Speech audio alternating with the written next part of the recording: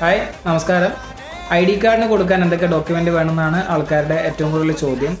ഞാൻ മിനിഞ്ഞാന്ന് ചെയ്ത ഫുൾ ലെങ്ത് വീഡിയോ ഉണ്ടായിരുന്നു, അതുകൊണ്ട് ഒരു ഷോർട്ട് ചെയ്യാമെന്ന് വെച്ചു. ആവശ്യമുള്ള ഡോക്യുമെൻറ്റ്സ് എന്ന് പറയുന്നത് ഒരു ഫോട്ടോ ലേറ്റസ്റ്റ് ആയിരിക്കണം, ആധാർ കാർഡ്, ആധാർ ലിങ്ക് ചെയ്ത മൊബൈൽ, പിന്നെ വേണമെന്ന് വെച്ചാൽ ഡേറ്റ് ഓഫ് ബർത്ത് കാണിക്കുന്ന proof. Aadhaar card date of birth ഉണ്ടല്ലോ എന്നാണ് പറയുന്നതെങ്കിൽ ആധാർ കാർഡിൽ ഡേറ്റ് ഓഫ് ബർത്തിന് വാല്യൂ ഇല്ല, means Aadhaar card is not a date of birth proof. Okay, അപ്പോൾ ഡേറ്റ് ഓഫ് ബർത്ത് കാണിക്കുന്ന പ്രൂഫ് വരുന്നെങ്കിലും school certificate, driving licence, passport, PAN card, ജനന സർട്ടിഫിക്കറ്റ്, അങ്ങനെ എന്തെങ്കിലും ഒന്ന്. ഓക്കെ, പിന്നെ വേണമെന്ന് വെച്ചാൽ എന്താണ്, നിലവിൽ വോട്ട് ഉള്ള ഒരാളുടെ, അത് 2025 വോട്ടർ ലിസ്റ്റിൽ പേരുള്ള, മീൻസ് SIR ഫോം കിട്ടിയ ലിസ്റ്റിൽ നിലവിൽ പേരുള്ള ഒരാളുടെ ID കാർഡ് പേരും നമ്പറും. ഓക്കെ, അത് താമസിക്കുന്ന സ്ഥലത്തിൽ ഉള്ള ഒരാളായിരിക്കണം. അത് വീട്ടുകാരായിരിക്കാം, അയൽവാസിയായിരിക്കാം, ആരായാലും മതി, കുഴപ്പമില്ല.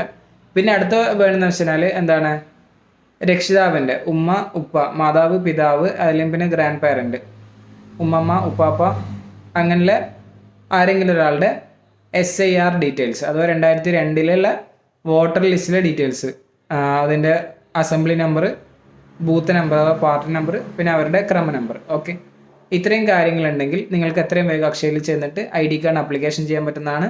ഓക്കെ, അപ്പോൾ എല്ലാ കാര്യങ്ങളും മനസ്സിലായെന്ന് വിചാരിക്കുന്നു. ഒന്നുകൂടി കാണുക, കൂടുതൽ ആൾക്കാരിലേക്ക് ഷെയർ ചെയ്യുക. കൂടുതൽ അറിയണമെന്നുണ്ടെങ്കിൽ മുന്നത്തെ വീഡിയോയുടെ ലിങ്ക് ഞാൻ ഇതിൻ്റെ എന്ത് ചെയ്യുന്നത് ഡിസ്ക്രിപ്ഷനിലും ഫസ്റ്റ് കമൻറ്റായിട്ടും പിൻ ചെയ്ത് വെക്കുന്നുണ്ട്.